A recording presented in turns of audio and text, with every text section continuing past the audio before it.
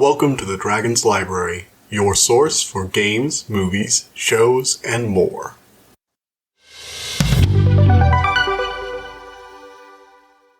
Hello everybody, and welcome back to the Dragon's Library. So today we are doing something a bit different. You see, I originally planned to review Stranger Things Season 4, Part 2 today. However, Stranger Things Season 4, Part 2 is 2 episodes, because someone doesn't understand what Part 1 and Part 2 means. Now, this is a bit disingenuous to a certain extent, as episodes 8 and 9 are both much longer than the ordinary episodes. Episode 8 is about an hour and a half, and episode 9 is not an episode, it is a goddamn movie at 2.5 hours long. Which means, despite this only being 2 episodes, it's about 5 episodes of actual content. Probably closer to 7, as it doesn't have to do with a lot of the startup and slow down stuff that most episodes have to do near the beginning or end. So, I am left with a bit of a debacle here. There isn't much I can talk about in the end of this season without spoiling Part 1, and I'm sort of doing this as a capstone to review Season 4. So, I'm going to talk about how my opinions have changed based on what new information we've gathered while trying to keep this section spoiler-free. As you know, these sections are a bit more scripted, and as a result, I'm going to try and keep this brief because there's not a whole lot to say. First up, I will say that this is definitely an improvement. Not necessarily in the sense that the 4th season Part 1 was bad, more in the sense I wasn't sure they were going to stick the landing. But after having seen Season 4 Part 2, I can definitely say Stranger Things Season 4 as a whole is a continuation of the high bar of quality we've come to expect from Stranger Things. And it seems to be setting up the final 5th season of Stranger Things, which will be coming out sometime in the future, and I am eager to see it. Good ending. Nice core premise. You got some stakes going on here. And they've really leaned into the themes of drawing on themes of the satanic panic that they called upon in season 4. This idea of humans lashing out at those fearful things in the dark they don't understand, and the cruelty of the people around you that you might not understand, as well as the way that appearances can be deceiving. The jock turns out to be murderous asshole who's willing to kill a guy because he blames him for the death of his girlfriend, whereas the, D&D guy who has all the Satan imagery turns out to be a heroic figure who helps save the town. And I like the subversion of just because you're socially accepted in your public face does not mean you're a nice person, and vice versa. So, yes, I like all of that. It's a good theme to roll around. Don't judge people by their appearances, obviously. It also just calls out a lot of the satanic panic stuff of the 90s and 80s as really goddamn stupid, which it is. It's kind of funny, too, because they have an actual demon walking around. They're still morons. So, In addition, it kind of wraps up the lingering plot lines of the government facility and sets us up for our final villain, along with some revelations about the Mind Flayer and the Upside Down as a whole, which were interesting. And I will get to in the spoiler section. The effects in this season are definitely good. Generally just amazing effects. I love the nightmare world. I love the mental attacks. And they keep it up here. The battle in the Upside Down is definitely one of the more stunningly visual things. It shows from all the different segments of the plan. You got the people in the real world. You've got the people running between them, acting as a distraction. The others trying to take down the demon in the house. The ones acting as bait. It's great. It's fantastic. Everybody gets a moment to shine. Everybody has something to do. Their plan is well thought out, which you like to see. In addition, the stuff in Russia takes a definite uptick in Part 2. I'm not going to say too much about it, but I will say that I'm really glad to see Joyce and Hopper doing some stuff. In addition to that, Vecna is definitely a lot of fun. Seriously, I'm really behind him as the new villain. Although I did kind of like the cosmic horror of the Mind Flayer, and I think they did slightly strip away its cosmic horror, although it's still kind of there because he's just an extension of it at this point, but we'll talk about that eventually in the spoiler talk. The actors, like I said in the first review, are all on point. If you are looking for this review, you can find it in the description, either on YouTube or my podcast sites. Either or, you'll still see it down there. And in general, Stranger Things has always had this little magical thing to me where they managed to keep good actors they've had since children. Like, in the first season, these were child actors who were good. Having watched Obi-Wan Kenobi, it just blows me away that they all do it. And the lead 11, what's her name? Millie Bobby Brown. Great actor. I can't wait to see what she does, because she seems to see someone who's actually been a child actor and is going to grow up to be like a really good actor. Like, I genuinely think she has what it takes to do some cool stuff as an adult, and I will look for her name on future things. As for everyone else, we got Winona Ryder as Joyce Byers, obviously, and we got David Harbour as Jim Hopper. They're the two main adults. They're trapped in Russia, so we got the kids working together. I'm not going to go over every character, because holy shit, there are a lot of characters in this. But in general, the main group is cool. We got the teenagers, we got the kids, we got Eleven and her government facility pals. It's all nice. I don't really have much more to say on this. Effects are good, acting's good, the plot's definitely a payoff for what came before. All in all, having judged Season 4 as a complete entity now, I will give it a 9 out of 10. I actually think this was better than Season 2. I think Season 1 was still the best. It had a really tight plot there. But if I had to rate these currently, and let's just say I will, because it's in the script, I will rate it Season 1, Season 3/4, I flip-flop on that, and Season 2. Season 2 wasn't bad, it just felt lacking compared to the other two. And the whole body snatcher vibe of 3 was really cool, so, Anyway, with all that said, I hope you guys enjoyed this, and we're going to be moving on to the spoiler section. 9 out of 10, watch Season 4. Alright, everybody going who doesn't want spoilers? Perfect. So, we have spoilers. Okay, so, as you guys know, if you've watched my first review, or listened to Spoiler Talk there, or just watched this series already, or even just watched like the first seven episodes, you will know that 11 was in a facility with a bunch of other kids who were all given numbers. They were all psychic kids that the guy was experimenting on. And Vecna is one of those psychic kids. Specifically, he's the first kid they found with psychic powers who killed his family using those abilities. In the first season, it was actually a big mystery of, hey, wait, the Upside Down hasn't been around that long. 11 only opened the door to it like a few decades ago the first time. And even when she fully opened the door, that was only like a few years ago. So how on earth is it still around? How on earth was Vecna able to kill people back then? And there's this big mystery of like, hey, what was he doing in the 50s? Was there another door in the 50s or something like that? Is this the first time or the second time they opened the Upside Down? But it turns out Vecna was just a kid, and he was a little twisted because his family wasn't exactly as great as they like to pretend they were, or something like that. He says that, but he might just be a little fucked up in the head.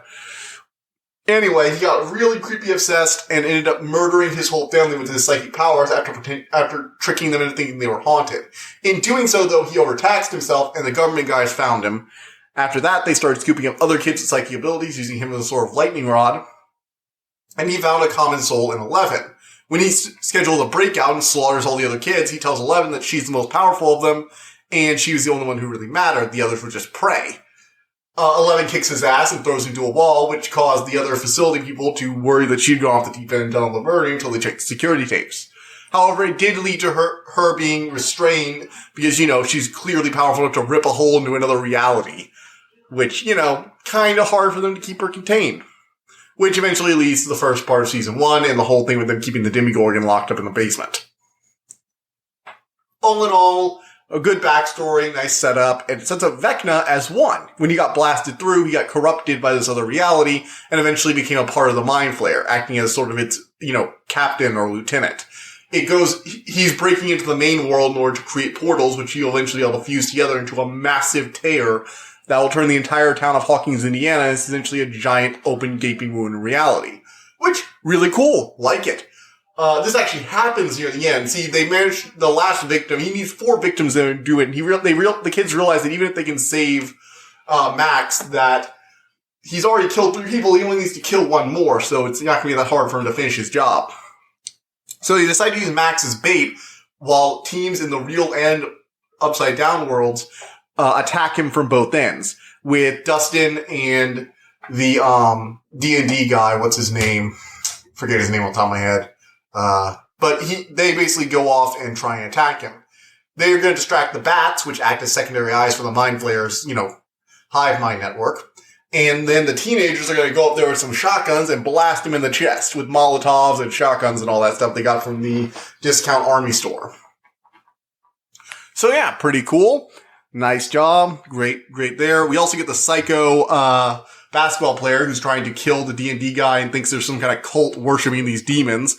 And he walks in on them using Max as bait and it's like, you wake her up right now. And cause, he thinks Lucas is sacrificing her to some demon or whatever. And Lucas tries to explain, but this guy is just so off the deep end by now. Like, it's not even funny. Like, even the other basketball players are like, dude, you can't just go around murdering people. Like, it's one thing to go after the guy we're nearly positive kill your girlfriend. We're not gonna go help you hunt down some kids. We don't, cult? I mean, seriously. He's just complete loony, too. Anyway. We get a cool battle between Max 11 telepathically astral projecting herself into the fight. We have Hopper and Joyce trying to destroy the portal in Russia in order to help out because they realize the kids are in danger and they want to try and distract the Mind Flayer as well.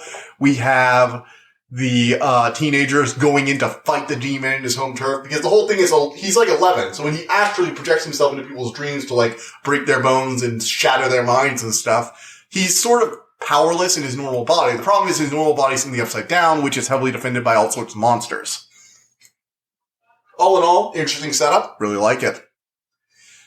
However, they fail. Now, don't get me wrong, the D&D guy gets this really epic moment where he's like, sacrifices his life for Dustin. Basically, they need to distract the bats, and so he lets Dustin get into the other world, and essentially just offers himself up as like, come and get me! And he feels really bad because the last time he, saw this stuff, it was when that girl was getting attacked, and he just ran away. Which, obviously he didn't want anything to do with that. So, this is sort of his moment of, I'm not running away this time. And he actually does. He distracts the bats long enough for them to get, good shots on Vecna. Although Vecna's only been weakened, he manages to escape, which sets up season 5. And Max does die, although they managed to reconstitute her with 11's powers, so she only died for a little bit, but it was enough to open a tear in reality, and snap. We got ourselves a giant gaping portal. At first, everyone thinks it's an earthquake, and there's a bunch of recovery stuff, and these scenes of them, all their families dropping off blankets and stuffed animals and anything they get their hands on to help the people who've been displaced by the giant cross-shaped gouges in the earth. Which was apparently accompanied by a 7.4 magnitude earthquake. Until the gouges, which have been on fire for a little while, turn out they're not fire, it's the otherworldly smoke from the Upside Down, and it's now started raining ash, or whatever that stuff in the Upside Down that's constantly flaking everywhere is, upon the world itself, causing the plants to wither and decay. Literally, the poison of the Upside Down is spilling out into our reality. And that means the Mind Flayer has a giant door to walk straight through into our world. So yeah, not great.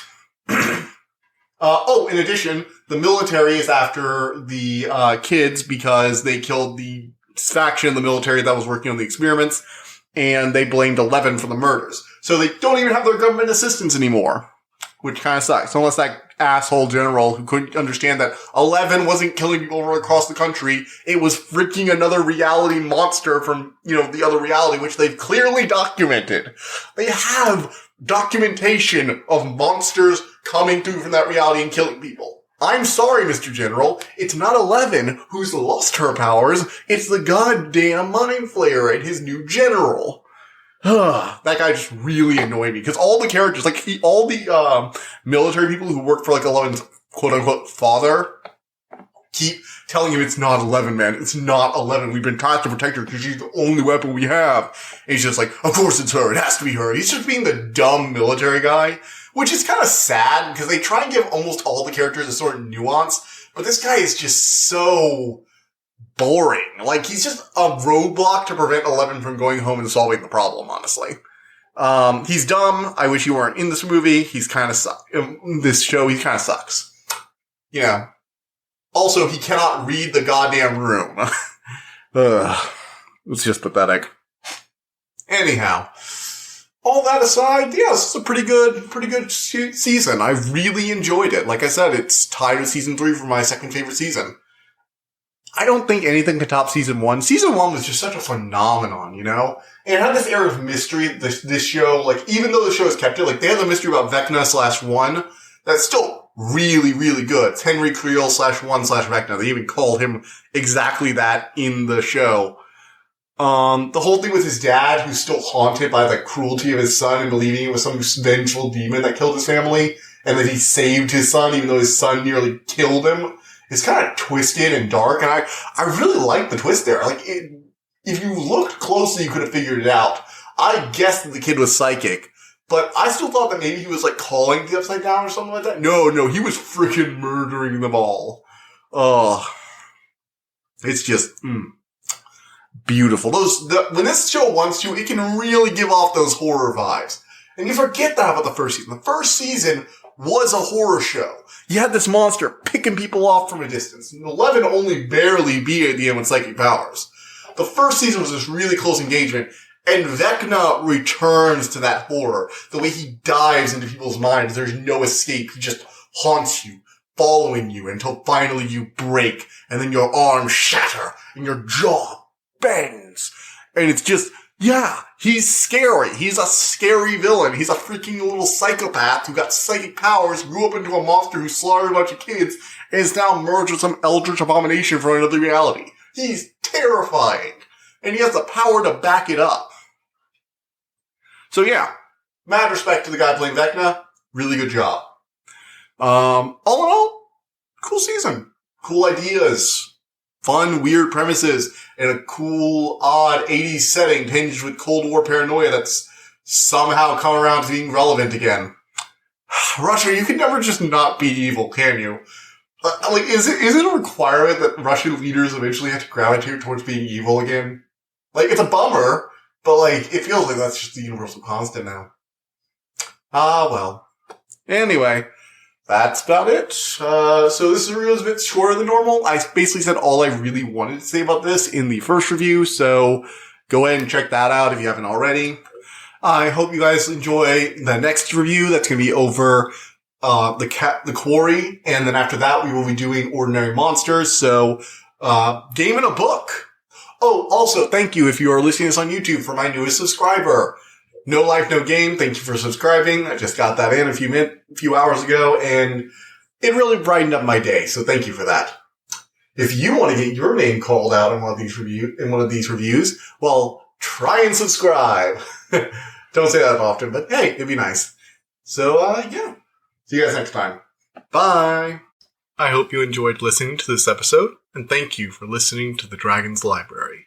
Please, subscribe to this podcast to be notified of new episodes.